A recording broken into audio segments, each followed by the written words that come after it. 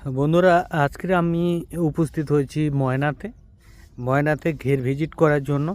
যে সমস্ত ঘেরগুলো এখন শুকনো করা হচ্ছে এবং এই শুকনো করার পরে কিভাবে প্রস্তুতি নেবে, বিশেষ করে আমরা ময়নাতে বড় আকারে ব্যবসা করতে চাইছি এবং চাষিদেরকে যে লাভ এর অংশ ছিল সেটাকে আরও বৃদ্ধি করার জন্য তাদের সঙ্গে থেকে কিভাবে আমাদের উন্নত মানের প্রোডাক্ট দিয়ে কিভাবে চাষ করা যায়, পিওর অর্গানিক দিয়ে চাষ করা যায়, মাটি কিভাবে তৈরি করা যায়, সেইগুলো দেখানোর জন্য আমরা কিন্তু আজকের এই ভিডিওটা করা।